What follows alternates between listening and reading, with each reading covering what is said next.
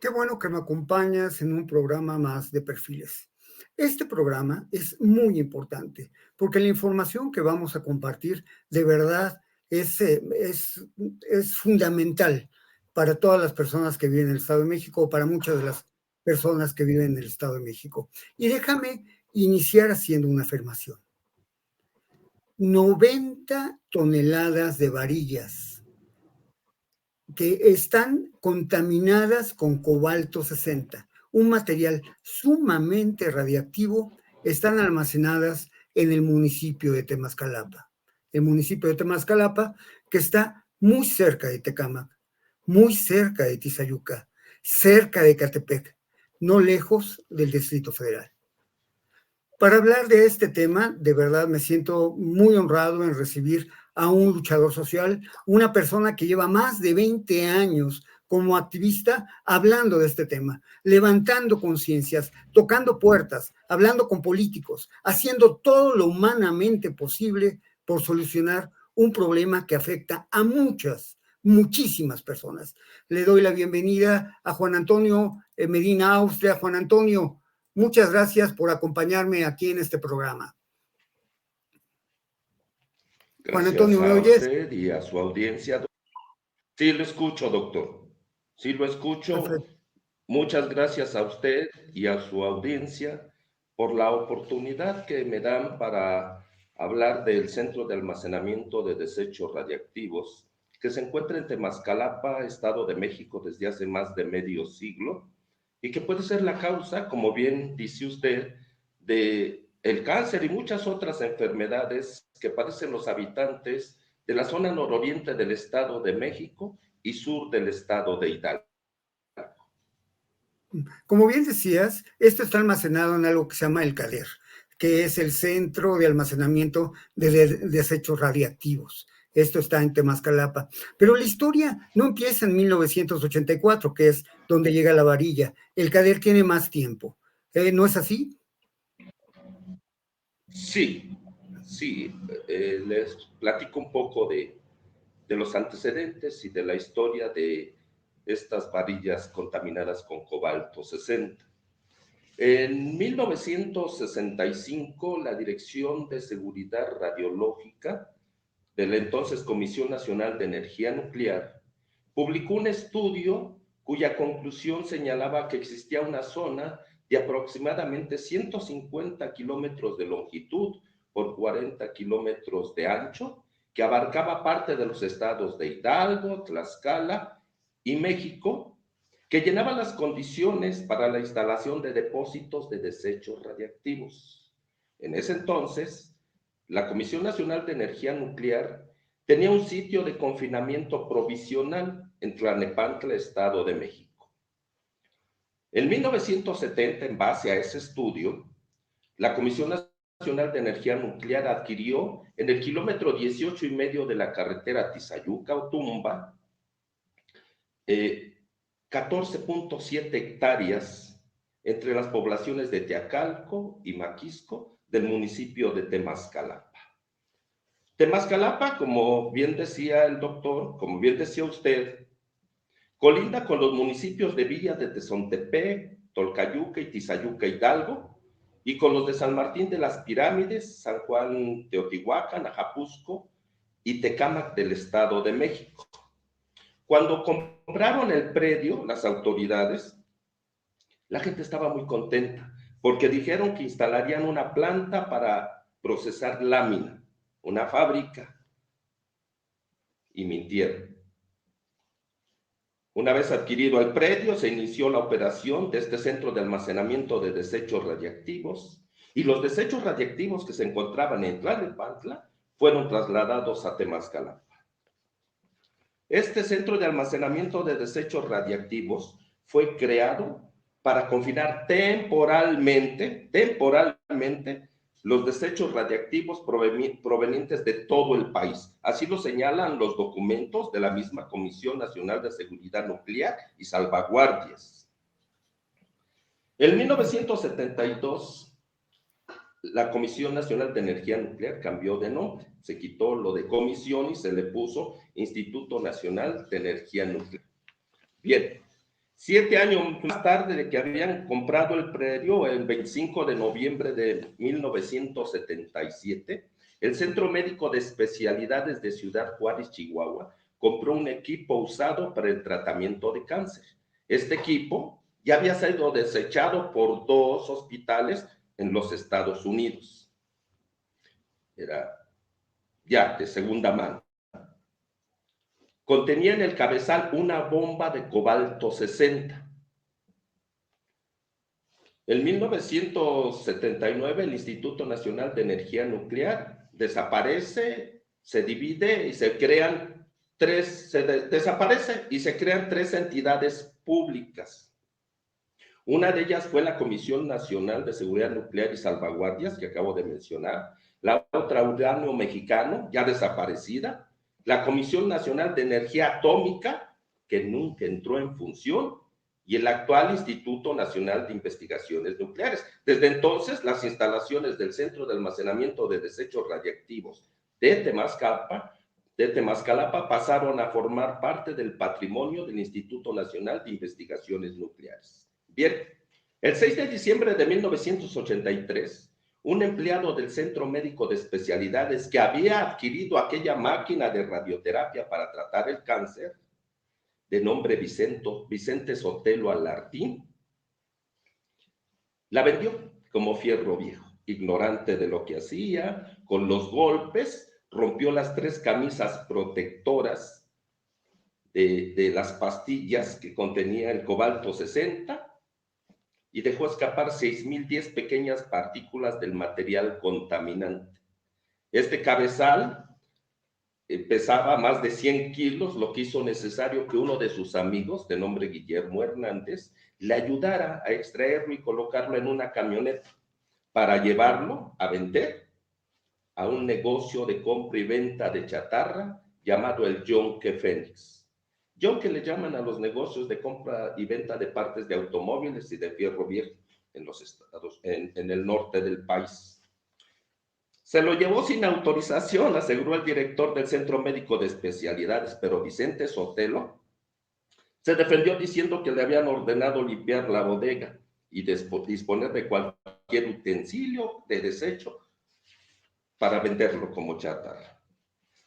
Pues bien, el 16 de enero de 1984, un camión que se dirigía a Santa Fe, que transportaba varilla de una pequeña distribuidora de Albuquerque, pasó cerca del Laboratorio Nacional de Los Álamos en Nuevo México, donde tuvo lugar la primera prueba de un arma nuclear como parte del Proyecto Manhattan.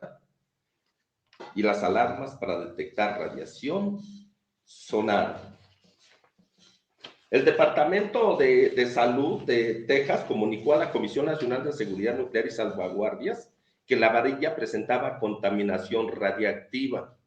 Las investigaciones realizadas por las autoridades de los Estados Unidos llevaron a la Comisión Nacional de Seguridad Nuclear y Salvaguardias al origen de la contaminación radiactiva, el Yonke Fénix y el Hospital de Especialidades de Ciudad Juárez, Chihuahua.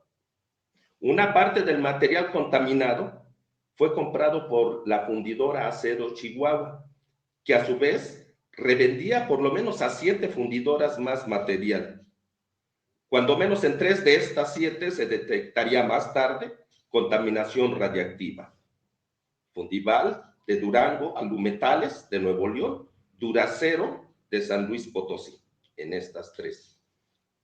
Al paso de los días se incrementaba el número de personas y viviendas afectadas por la contaminación y ninguna autoridad se hacía responsable directa del problema. Incluso del 20 al 26 de marzo de 1984, un helicóptero despegó de Fort Bliss, de los Estados Unidos, desde la base aérea de Fort Bliss, con un equipo especial para detectar los gránulos de cobalto 60. Bueno, todo esto se hizo bajo la supervisión de técnicos de la Comisión Nacional de Seguridad Nuclear y Salvaguardias. Más de 180 trabajadores de la fundidora Acero Chihuahua fueron comisionados para juntar con sus manos y palas de manera criminal la tierra radiactiva del lugar y almacenarla en bolsas y tambos.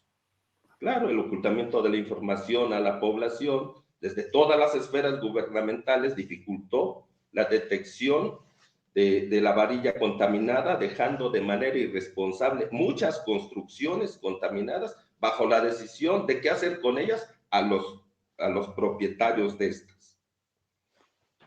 El rastreo de la varilla contaminada condujo a 16 estados de la República Mexicana. Fueron Aguascalientes, Baja California Sur, Baja California, Chihuahua, Coahuila, Durango, Guanajuato, Hidalgo, Morelos, Nuevo León, Querétaro, San Luis Potosí, Sinaloa, Sonora, Tamaulipas y Zacatecas. Cuando menos en esas 16 entidades federativas se vendía la varilla contaminada con cobalto 60. Las 96 toneladas que tenemos en Temascalapa son únicamente las que se recuperaron en el estado de Hidalgo. Wow. Wow. Y entonces, es en 1984 cuando estas varillas, estas 96 toneladas, llegan a Temascalapa, ¿es así? En diciembre de 1984 ingresaron. 1984. El accidente se da a finales de 1983 y en diciembre de 1984 ingresan. Juan Antonio, se platican cosas terribles. Por ejemplo, se dice que los tambos con los que fueron trasladados este material posteriormente fueron vendidos a la gente de la población para que ellos almacenaran su agua. ¿Esto es cierto?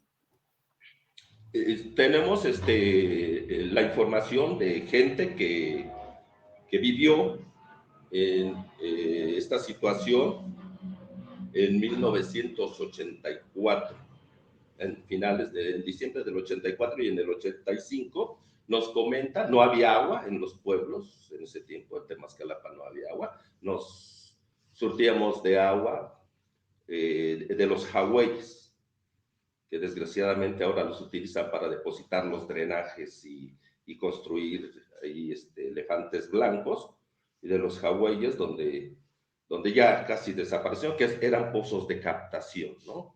Otra de las razones por las que el nivel del manto freático no tiene la recarga que se requiere.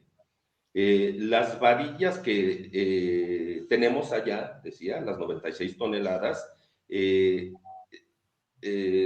de Hidalgo. Se construyeron casas en Hidalgo después de algún tiempo. Ahorita le digo lo de los tambos. Después de algún tiempo, la gente se empezó a enfermar.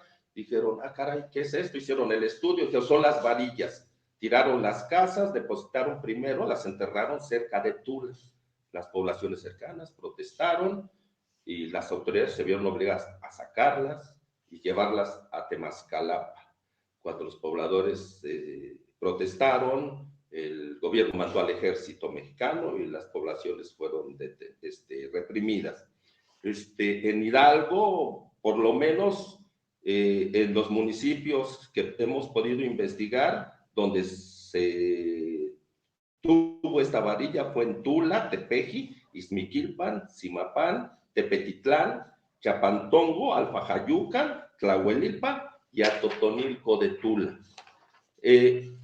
Cuando se llevaron la varilla ya al poco tiempo, no, esto fue un poquito antes, porque en la Patradel, unas oficinas que tiene, una planta que tiene el Instituto Nacional de Investigaciones Nucleares, acá rumbo a Toluca, donde tratan los desechos radiactivos, los meten en tambos, les llaman bidones, tambos de metal de 200 litros, los compactan y los llevan al centro de almacenamiento de desechos radiactivos de Temascalapa. En aquellos años nos platica la gente que vivió esta situación, que empleados del Instituto Nacional de Investigaciones Nucleares vaciaban los tambos porque en esos años se tenía la costumbre de enterrar desechos radiactivos y los tambos los vendían a las comunidades para almacenar el agua. Cuando el gobierno se enteró que se estaban vendiendo los tambos, la gente se enojó porque les recogieron los tambos y ni siquiera su dinero los regresaron. Ignorantes de los que hacían, los que vendían los tambos, pusieron en riesgo a la comunidad, ¿no? En aquel entonces. En 1989, hasta 1989, fue suspendida la práctica de enterrar los bultos con basura radiactiva. Increíble. Increíble. Quiero mencionar que en 1992, a petición del Instituto Nacional de Investigaciones Nucleares, la Comisión Federal de Electricidad realizó un estudio que se conoce como de caracterización de sitio. Esto fue con la finalidad de determinar la factibilidad de depositar la basura radiactiva en forma definitiva. El informe del estudio fue presentado a la Comisión Nacional de Seguridad Nuclear y Salvaguardias y esta dictaminó que el centro de almacenamiento de desechos radiactivos únicamente podría utilizarse para el almacenamiento temporal de basura, de esta basura radiactiva, debido a que los estudios de caracterización mostraron que el sitio no era idóneo para ser utilizado para el almacenamiento definitivo. Y señala en estos documentos que tenemos, afortunadamente, en nuestro poder, dice, porque el desarrollo urbano alcanzaría el sitio en el futuro. Entonces ya llegó la urbanización, veamos Ecatepec, Zumpango, Tizayuca, y Tecámac, y todos los municipios que tenemos como vecinos. Sí, desmiénteme si estoy equivocado, pero yo recuerdo que hubo un dictamen donde se dijo que solamente, por las condiciones en las que estaba el CADER, solamente debería de utilizarse por 7 años. ¿Es así? 7 años. En aquellos años, esto fue en el año 2000, hubo reuniones con el presidente municipal en turno, en ese entonces, y tengo las gacetas del ayuntamiento municipal, donde hubo el compromiso de buscar otro sitio, incluso en las actas y los informes de la 57 legislatura, quedó asentado que se tenía que buscar otro lugar y les dieron 7 años y se publicó en los medios de comunicación, tenemos también los periódicos. Entonces, nadie desde entonces ha querido atender esta situación, ¿no?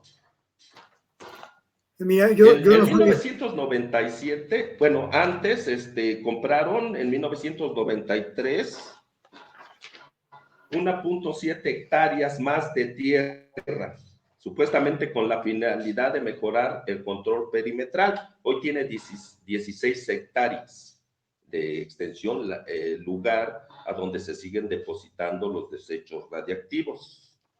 En 1997, antes de que se publicara que tenían 7 o les daban 7 años para ser retirados los desechos radiactivos, en 1997 un grupo de especialistas de diferentes instituciones, coordinados por el mismo Instituto Nacional de Investigaciones Nucleares, elaboró una propuesta que decía, cito, los desechos confinados en el CADER serán trasladados al almacén definitivo de desechos radiactivos de nivel bajo que se instale en México en los próximos años. A la fecha tampoco se ha hecho nada.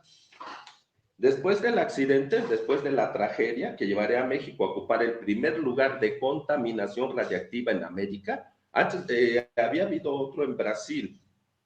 En América ha habido varios, en Estados Unidos, en Brasil, pero lo consideraron en su momento como el accidente que ocupaba el primer lugar de contaminación radiactiva.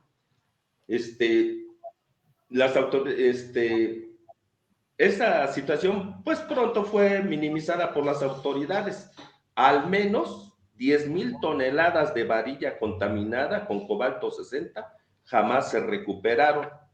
Esto se trata de una cifra que rebate los informes emitidos por la Comisión Nacional de Seguridad Nuclear y Salvaguardias.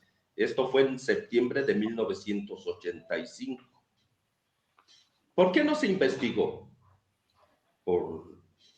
Porque la gente que hace los negocios aprovecha sus cargos públicos, En ese entonces, Clemente Licona Vaca, señalado como el dueño del centro médico que adquirió la máquina de radioterapia, se desempeñaba como oficial mayor de la Secretaría de Energía, Minas e Industria Paraestatal, hoy Secretaría de Energía. Entonces, así está la cosa y hubo mucha gente que tuvo que ver con este accidente, entre ellos el que estuvo como director general de la Comisión Federal de Electricidad en este sexenio que terminó el licenciado Andrés Manuel López Obrador, Manuel Barlet Díaz. Él era secretario de Gobernación cuando se dio el accidente radiactivo en Ciudad Juárez, Chihuahua. Secretario de Gobernación del sexenio de Miguel de la Madrid Hurtado. En aquel 1986, recordemos nada más, también se dio el envenenamiento de la gente con la compra de la leche confinada a Irlanda a raíz del accidente en Chernobyl, Ucrania. Ok, perdón, entonces, Juan Antonio, que te interrumpa en esta parte. Perdón que te interrumpa, lo que pasa es que llevamos 21 minutos del programa, solamente nos quedan 9, este programa dura 30 minutos, y la verdad es que yo creo, yo tengo muchas preocupaciones y muchas preguntas. La primera de ellas, si solamente debía de haber estado 7 años, y ahorita han pasado 40, 50 años de que de que existe el CADER, y ya muchos años, 40 años desde 1984, de que están esas varillas contaminadas, podría entonces ser que el daño, que la radioactividad esté afectando a una población grandísima que incluye los municipios de Catepec, de Tecámac, de Tizayuca. Verdaderamente esto es muy grave. Por otro lado, yo sé que tú has mantenido una enorme lucha desde mucho tiempo, hablando de presidentes municipales, regidores, diputados, que has buscado a la gobernadora, que trataste de hablar, si no mal recuerdo, con el propio presidente Andrés Manuel López Obrador, que ya terminó su periodo. Platícanos un poquito cuál ha sido ese bregar y cuáles han sido las respuestas que has tenido de todos estos funcionarios. Bueno, no hay voluntad política. Primero, no hay conocimiento de la situación que se está viviendo en Temascalapa. No le ponen mucha atención a Temascalapa porque Temascalapa no les deja votos. Es poca la población. No le ponen tanto interés como a otros municipios muy poblados.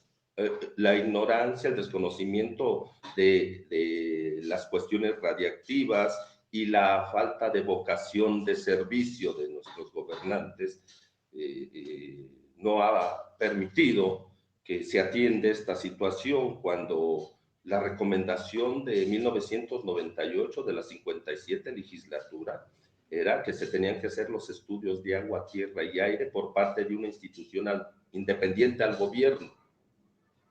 No se han realizado. Los que me ha entregado el Instituto Nacional de Investigaciones Nucleares dicen que no pasa nada, que todo está bien, que el sitio se monitorea. Lo cierto es que tenemos un alto índice de problemas de salud, empezando por el cáncer y otras muchas enfermedades que pueden ser producto de los desechos radiactivos que tenemos allí desde hace más de medio siglo.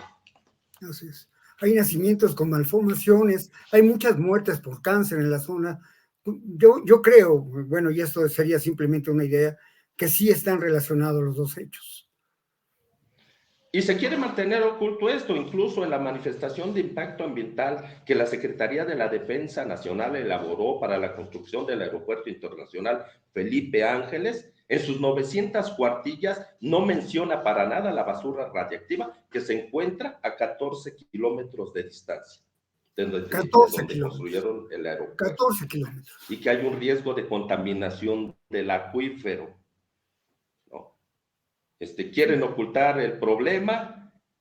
Lo cierto es que el cáncer que padecen habitantes de 35 municipios del Estado de México y 13 del Estado de Hidalgo pueden tener su origen en los desechos radiactivos que se encuentran sobre el acuífero Cuautitlán-Pachuca. Y el riesgo se incrementa con la restauración de 29 pozos cercanos a la laguna de Zumpango que en conjunto aportan 400 litros por segundo a la Ciudad de México desde la pasada temporada de estiaje. Sabedor que la radiación ionizante causa daños al ácido desoxirribonucleico, donde tenemos la información, los humanos, y que los rayos electromagnéticos que emite, iguales a los que emite los rayos X, solo el plomo los detiene, puedo asegurar que el riesgo de contaminación del acuífero para Cuautitlán, Pachuca, es real, porque yo ingresé al centro de almacenamiento de desechos radiactivos y pude percatarme en qué condiciones se encuentran las 96 toneladas de varilla contaminada con cobalto 60. Qué terrible, qué terrible. Qué terrible realidad, de verdad. Es decir, lo que queda claro es que uno, tenemos funcionarios que no les interesa o fingen que no conocen el problema, y por el otro lado, tenemos una enorme población en riesgo. Estamos hablando de millones de personas que viven en Ecatepec, que está tan cerca, millones de personas, hablabas tú de Teotihuacán, millones de personas que llegan a visitar turísticamente esa zona. También estamos hablando de personas que están llegando al aeropuerto. Esto es un peligro verdaderamente importante, Juan Antonio. Tenemos 4 minutos, me gustaría oír tus comentarios finales. ¿Qué sigue en esta lucha? Si me permite, voy a mencionar los municipios del Estado de México que toman agua, que consumen agua para consumo humano, extraen el agua para consumo humano del acuífero Cuautitlán Pachuca, que es uno de los 7 acuíferos que tenemos en la cuenca. Por cierto, el más sobreexplotado. Son Acolman, Atenco, Atizapán de Zaragoza, Ajapusco, Chiautla, Huacalco de Berriozábal, Coyotepec, Cuautitlán Izcalli, Cuautitlán, Ecatepec de Morelos, Huehuetoca, Hueypostla, Isidro Favela, Jaltenco, Gilotzingo, Melchor Ocampo, Naucalpan de Juárez, Nextlalpan, Nicolás Romero, Nopaltepec, Otumba, San Martín de las Pirámides, Tecámac, Temascalapa, Teoloyucan, Teotihuacán, Tepetlaustó, Tepozotlán, Tequisquiac, Tezoyuca, Tlalnepantla de Vaz, Tonanitla, Tultepec, Tultitlán y Zumpango. Son los 35 municipios del Estado de México que pueden estar consumiendo agua contaminada con material radiactivo. Y al gobierno no le importa. Increíble. 35 municipios, millones de personas. Y 13 de impresionante, que estamos expuestos a esta situación radiactiva. Nos quedan 2 minutos de programa. Juan Antonio, ¿cuáles serían tus comentarios finales para todo esto? Pues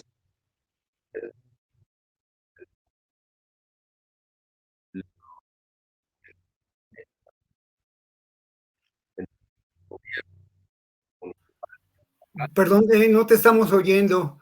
Me parece que hay un problema en el audio. No te estoy oyendo, Juan Antonio.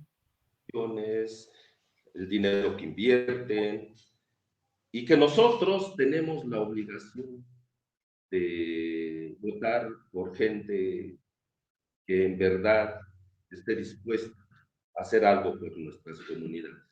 De lo contrario, mientras se siga viendo la política como negocio, que así es, con sus honrosas excepciones, desde luego, pero mientras se siga viendo como una oportunidad de tener un salario seguro por 3 años, y gente que no tiene conocimiento, no sabe ni lo que va a hacer allí. Cuando empieza a aprender, ya se le acabaron los 3 años y vienen otros. Entonces tenemos que tener mucho cuidado a la hora de elegir a nuestros gobernantes. Es lo que yo sugiero. Y seguir Juan Antonio, luchando. Verdaderamente mi reconocimiento, mi admiración por tu lucha. Muchas gracias por levantar la voz aquí en Perfiles. Seguiremos difundiendo este mensaje porque alguien tiene que hacer algo. Felicidades por tu lucha y me congratulo de haber entrevistado a alguien como tú, que es un luchador social, que no se cansa, que no se rinde, que sigue adelante. Muchas gracias, Juan Antonio. Gracias a usted.